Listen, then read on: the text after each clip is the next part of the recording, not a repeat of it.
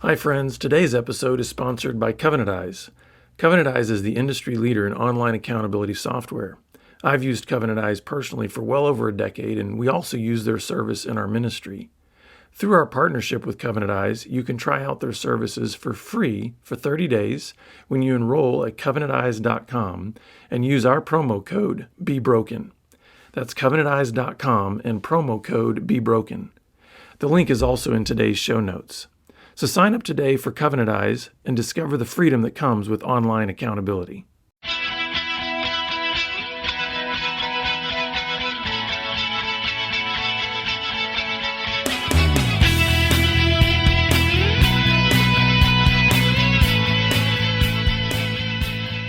Good day, listeners and viewers. Welcome to this edition of the Pure Sex Radio program. We're glad to have you here with us. My name is Jonathan, and I've got back with me my buddy Steven Cervantes. So, Yay, together again. Yeah, it's good to have you here. Good to be here. Folks, before we get started on the lesson today, or the session we're going to be doing here, just wanted to remind you, as we do every now and then, that we are a listener-supported program, and we're grateful to all of you who have chosen to support us, whether that be with a one-time gift or we love just the monthly donors that are out there saying, you know what, I want to pour into this ministry every single month. We really do rely greatly on those monthly contributions because they help us for planning purposes. They help us to be able to kind of have the resources we need throughout the year. So if you'd like to come alongside and partner, just go to puresexradio.com and click on the donate link. Another way that you can really help to just to expand the reach and really promote the program is to rate and review the podcast. When you rate and review the podcast, that helps other people be able to find us more easily because it kind of raises our stock, so to speak, in the with people that are searching. So please go to our Apple podcast and just rate and review. We appreciate it. High ratings, please. Yes, Always yes. welcome. Much gratitude. So, Stephen, we are going to be talking about guys and how they think, right? Share some guy thoughts. Yes. Why don't we? A couple of guys listening to other guys. Well, it's funny because we have. I want to say this because we have on the docket for our recordings today another program that we're going to be doing that's going to probably require a whole lot more energy from me. And listeners, you'll have to just wait until a future broadcast for this. But I liked the fact that when I saw this particular production piece here that just said at the top, guy thoughts, I thought, I can do that one. I can do that one. Yeah. I know how that works. That is too good. I'm one of those. I'm a guy and have thoughts. Yeah. So it's got to be more than just saying we know we're a guy and we have thoughts. Like, what are we going to talk about here? Oh, that's the introduction. You're turning me loose now. Okay, good. So I have this conversation with a guy, and I love that guys always give me permission. I never say a name. I never embarrass anyone. But I always go, can I share that thought? And they go, oh, heck yeah, share that thought. Because there's so much similarity. We're people. We're made the same. We operate the same way with language and interactions and pursuing things. And yet some of us are more successful than others. Mm-hmm. And when you listen to language, you hear how sophisticated a person is emotionally, how healthy, how alive, how aware they are. So I hear this line, and I just almost fall out of my chair because it fits the community of guys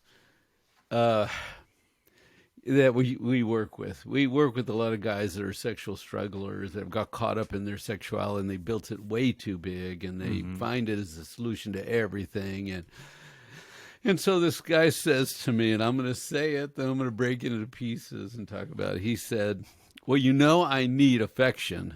Right? I need affection. And my wife, some days, she just doesn't give me affection. And we get into routines and ruts, and she doesn't want to be affectionate toward me. So I know this thing. I can find a broken woman, and she will give me affection. Oh, my goodness. I thought, that's great bad thinking. Mm-hmm. It's like, I'm not going to work where I am. So part one, I need affection. And I was just thinking about that. What does that mean? I need to be loved on. If we're made in the image of God, if we're made for love and by love and to love, love is what I'm translating. Affection is love.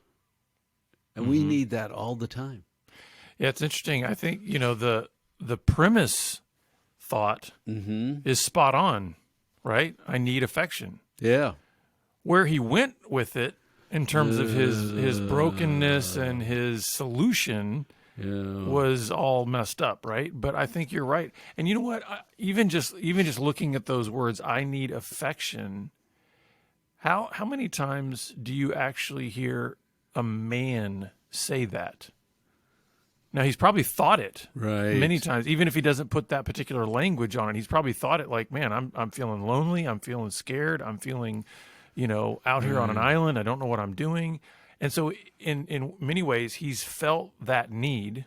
Like, man, I need somebody to put their arm around my shoulder. I need somebody that's going to be willing to be with me, be for me, and yet it's not a common statement that men make. So I think that's why it knocked me a out of my thought, chair, right? because he put it together so well. Well, that's what we're talking about, guys' thoughts, right? Yes. But it doesn't always come out in our words. No, right? and when it came out, It's I like- thought, oh my goodness. Well, that's probably why you were shocked, because you don't hear guys say no, that, they right? don't say it exactly. I'm saying they don't say it when they put it together so simple.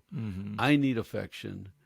But we're sexual beings, and so I've needed affection before. What am I going to do? Run away to my past to go seek affection? Well, and What think do you about that. That's part of the faulty thinking, right? That's where the disconnect happened.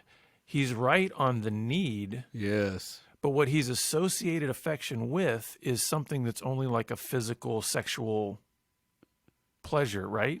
Yeah, in the Does past, that make sense? that's exactly what he said. So a lot of yes. guys think of you even talking about love, right? We're made for love. We're made by love. We're made to love.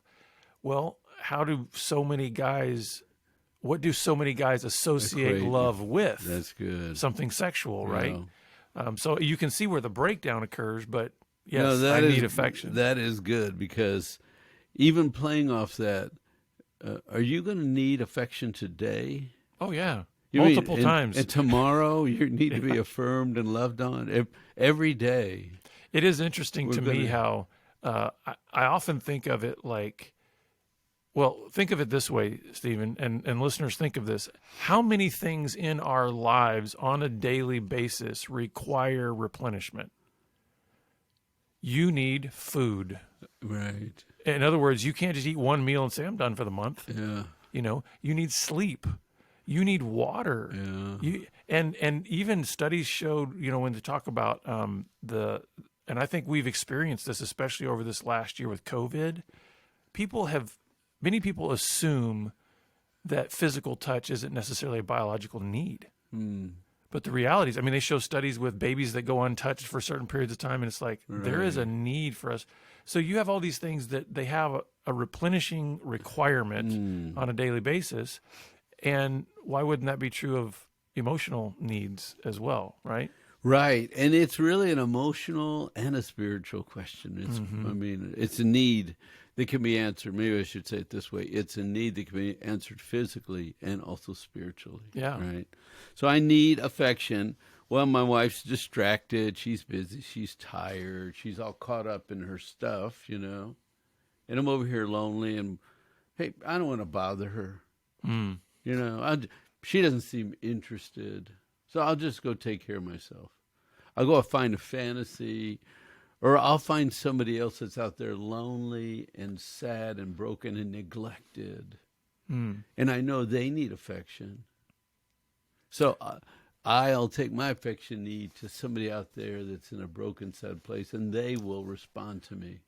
Well, as I'm thinking about that, I'm thinking there's a real breakdown of logic going on here. Maybe that's too heady. I don't know. No, keep going. But to me, it seems like, okay, you have a woman in your home, your wife. Right. You are recognizing your need. You have a historical relationship with this person. There is a moment, maybe there's even a pattern where the way you think you want that need met is not coming through your wife. Where does the logic then say, I need to go outside of this house with a person that does not know me, with no history, with Right. You know what I mean? It's almost Yeah. like, what happened here? That it seems to make more sense to me to turn To elsewhere break away. than That's to right. maybe press in a little bit more, maybe have more of a dialogue. Maybe here's another thing. Why did you nearly fall out of your chair? Because you've never heard a man say, I need affection. Has That's he ever true. That's stated true. has No, he ever no, stated that's those words to his wife? Now yeah. he may have. I think a lot of times men, because we don't know how to articulate these things, a lot of times we're very passive aggressive. We'll do things that we think Right. is totally clear in our mind that she should understand what I'm saying I need. Right. And it's like there's a total disconnect because we're not verbalizing certain things.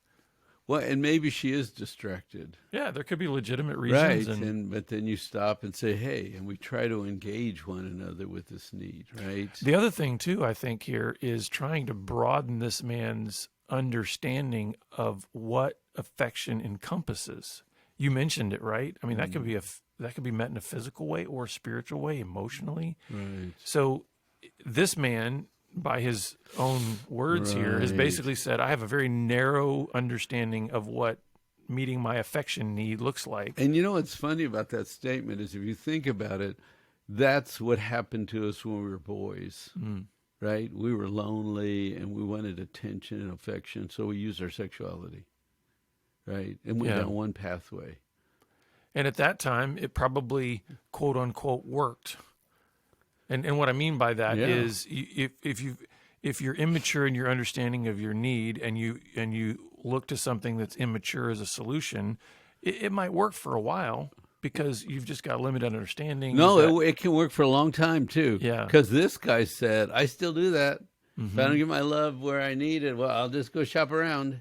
But what I'm saying is when you're a kid, you may not have the ability to see broadly the lack of connection that actually has to your need.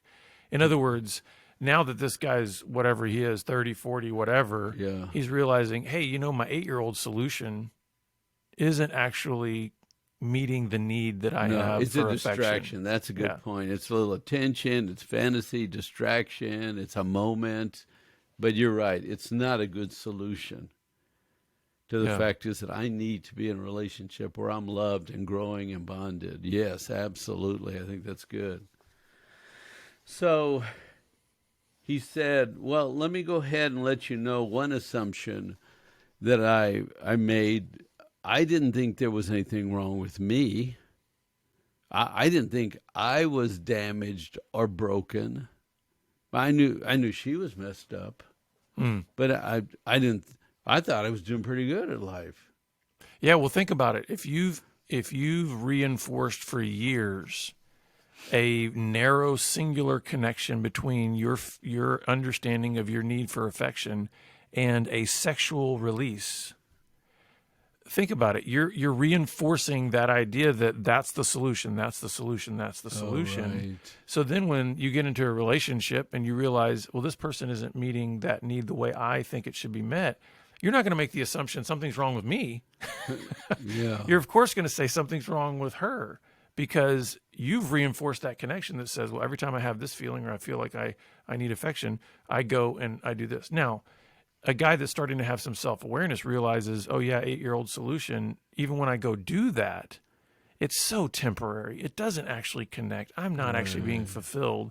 But it's easy to see how a guy would think, I'm not the problem, right? Right. Because if Well, and if you don't fit my trained solution that Right. I've trained me to have, because that's the only solution that I learned, right? yeah, I didn't know to broaden myself when I was a kid. I didn't have a lot of options. I live in one room with a set of parents. Everything's fixed. But, and that's why the sexual solution becomes the universal solution. You're stressed, you get some sexual distraction. You're lonely, you're tired. What's going wrong? Sex, right? And you can see that, and you see grown men still using that 8-year-old template, even though they're 38 or 48 or 58 or 68. They come to their conferences older going, man, I've done this all my life, 40, 50 years. Like, oh, how sad, yeah. So he says, I didn't think I was broken, but I knew that she was broken because she wasn't fixing what I needed. I Mm-hmm. knew, and I kept telling her to go get herself fixed. I don't know why she didn't see this. It's pretty clear and obvious to me. Why didn't she do my solution for me? Yeah, I'm sorry. I'm chuckling over here because I'm thinking I'm seeing this. It's almost like a Saturday Night Live skit or something, right? Like, what's wrong with you? I mean, you need to go get fixed, and I'm telling you to get fixed. Why are you not receiving that message? You And know. just get to the fix it place. And the way I look at this is, when I think of the golden rule, right? Do unto others as you would have them do unto you. Well, what if you flipped this around and said to this man, said, okay, how well would you receive your wife saying to you what you're saying to her, or what her thinking about you, what you're thinking about her? Meaning, what if she said, well, I'm not the problem, you're the problem, you need to go get fixed? How well would you receive that? Right. And so, in some ways, I look at this and say, this thinking is what happens when you get entrenched in a self-centered focus.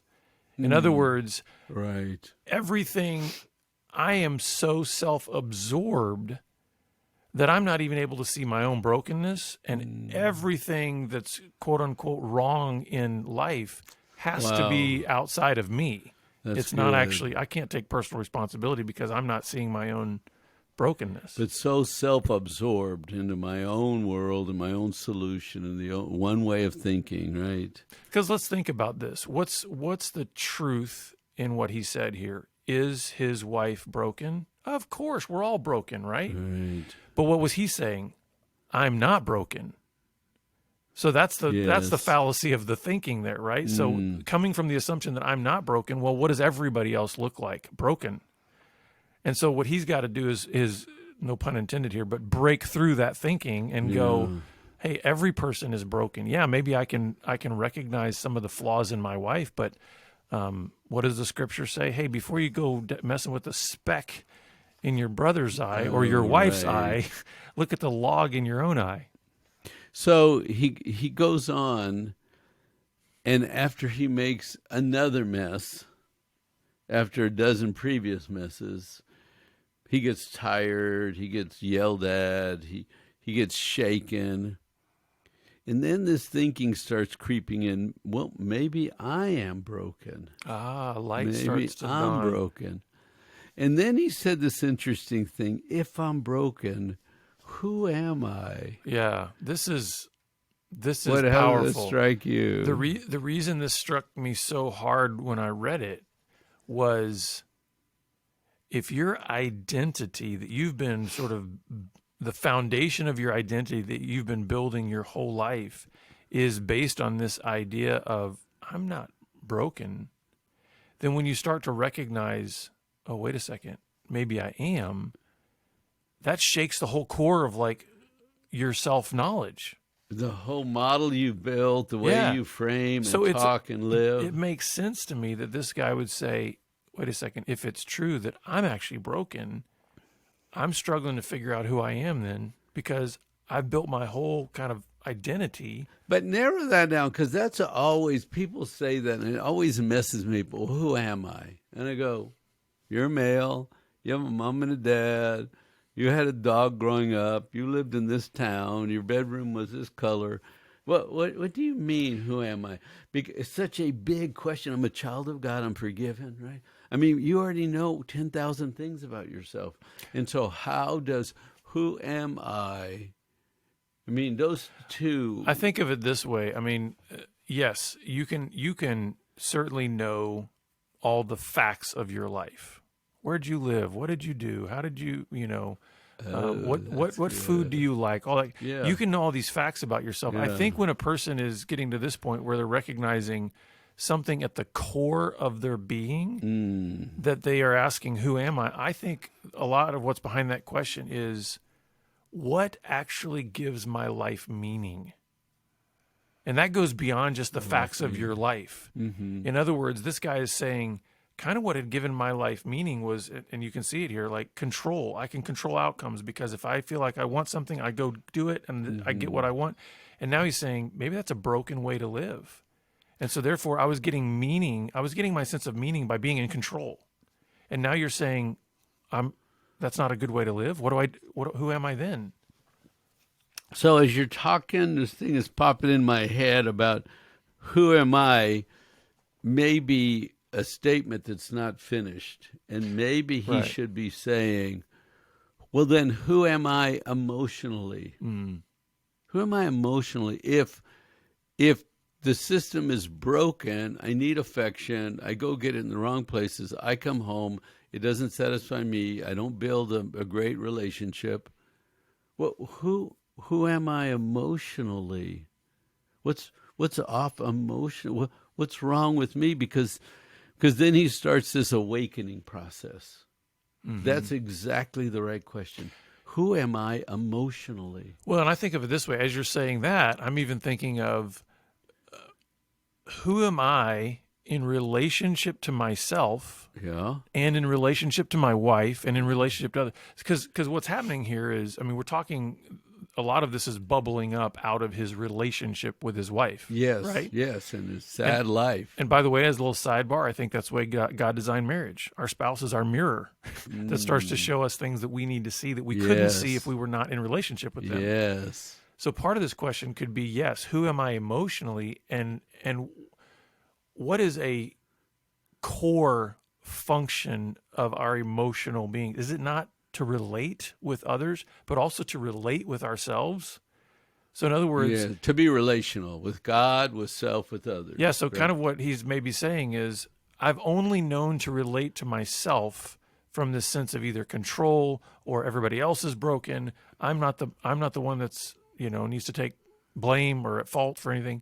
And now what you're saying is that paradigm needs to shift, and maybe he's going, I don't know how to be with me anymore. Like, how do I relate to me in that place where I'm admitting that's a broken way to live? Yeah. And you know what's interesting? If you ask the right question, the world pops open differently to you. Oh yeah. Right? Because he was not asking this question, who am I emotionally? How healthy? How strong? What do I do well emotionally? And what don't I do well? Mm-hmm. I better assess myself. Who am I emotionally? Because in the beginning, he said, hey, I just have this need and I fix it. Yeah. I have a need and I fix it. What's wrong with that? I have a need, I fix it. You don't take care of me, I take care of me. It's interesting because as we're going here, you're sort of seeing kind of the layers fold back on this guy as he's going from a very simplistic solution, broken solution, to his legitimate need of affection, right? And now what you're doing is you're seeing a layer come back where, oh my goodness, maybe there's a little more self-awareness. Maybe my wife isn't the problem. Maybe I have a problem. And then the next layer is, well, wait a second. If I have the problem, that shakes my foundation. Like, who am I? Who am I emotionally? How will I cope if I give up this way of thinking and give up this way of how will responding? I live? Right? Who am I emotionally, and how will I live if I don't live? Because he says the old me was like this. She would open up and she would tell me some problems, and I would just tell her what to do to fix it. It was easy. It's very easy. I don't know why people make life so complicated. You just, when they have a problem, you tell them what to do to fix it. Right. And so you hear the line, "Don't fix," and just listen, don't fix. It is so ingrained into a male to go fix things, to solve problems and do things and fix things. It's like, if it's falling down, we'll go get something, prop it up or something, fix it. If the paint's falling off, sand it and fix it. Go right. If the kid's dirty, needs to be picked up, pick them up. If if the house is, you're tripping over stuff, pick it up. We can fix things. But the emotional growth, emotional awareness is really the piece that's been lacking that we're focusing on. And I think, we're talking about guys' thoughts, right? So, not to say that these have not been unrelated to actions, but one of the things that I think is an important thing to help guys think about as maybe some of their own layers are peeling back like this, because maybe there's guys out there listening or watching that they're realizing, you know what, I've used that exact same 8-year-old solution for my stuff, and maybe I'm starting to realize some things. Yes. I think when you start getting down to that deeper emotional work, it's also important to think and actually say it in your head. Growth is hard work. Yes. Like, it's not going to be it's not the old program that says, oh, guess what? I now just recognize a problem in me, and so snap my fingers and fix it. It's going to be harder than that, right? It's going to take more Yes, time. because he said the new me is trying different things. So she opens up, and the first thing I think is, I don't know what to do. And that's okay. I don't know what to do. What do I do? What do I do? Don't fix it. Don't fix it. I don't know what to do. I don't fix it. What do I do? Right? And that's the fertile soil of something new happening. You know, one of the things that Gerald May says in his classic book, Addiction and Grace, Yeah. about this kind of a thing is when you're learning to sort of be released from your attachments, released from your addictions, you need to learn how to get familiar or comfortable with what he calls spaciousness.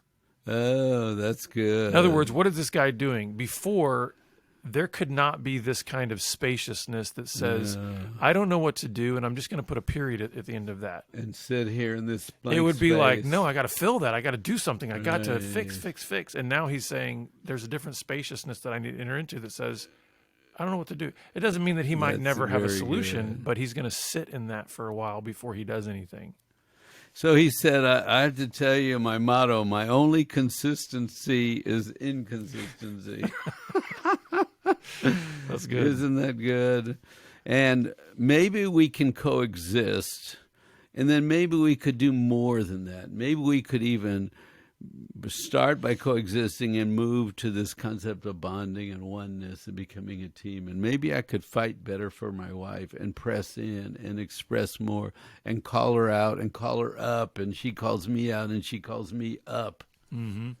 I like the new thinking that this guy is having, where he's realizing, okay, I'm recognizing my brokenness in me. That's challenging how I've always related to myself and to others. I'm becoming more familiar with a sense of spaciousness that I don't know what I'm doing. I'm willing to say, can we kind of re-engage a new journey that says, can we just start where we are in our brokenness?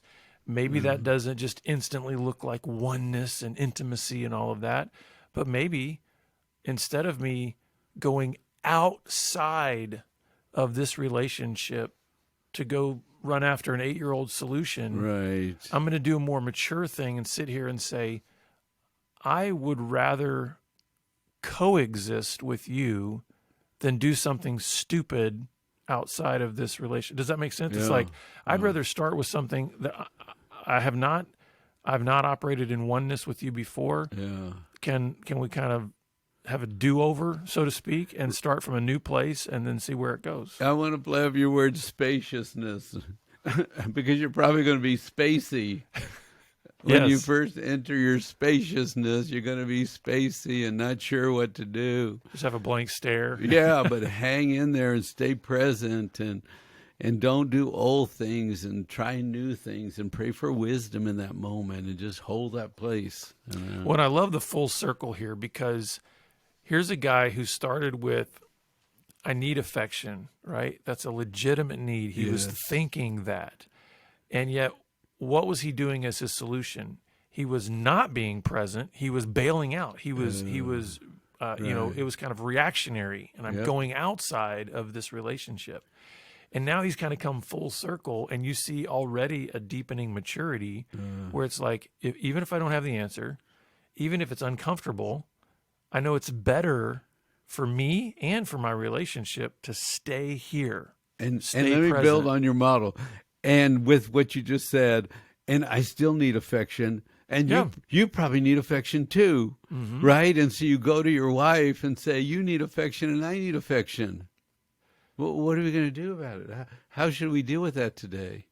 And that's the beauty of it, is like once you start kind of digging down, and we've really only built off of like one need here, right? Affection. Yes. There's multiple things that we need, but if you think about it, if you recognize that there's a universality to our needs as human beings and our brokenness, then I think we could start looking at each other, even in our friendships, but certainly in our marriages, where we go, hey, you know, we're actually not that different from one another. when you really start getting down to the core of our needs and our Yes, brokenness, yes. we're more alike than we are And different. just stay on that first basic one. I need attention. I need affection. I need love. I'm feeling right. Yeah. Then they break out from it lonely, detached, unloved. But what's the solution? Bonding, oneness, affection, union. Yeah. So Well, listeners, we hope this has been helpful and started maybe even having you start to think about maybe some of the layers that you need to work through in terms of expressing your own needs, being able to get those met in healthy ways and not turning to old bad coping and bad solutions. But if you'd like more help or just encouragement along the journey, please reach out to us. We would love to be able to walk alongside you in your journey. And we do look forward to seeing you back here again next time on the Pure Sex Radio program. Take care. God bless.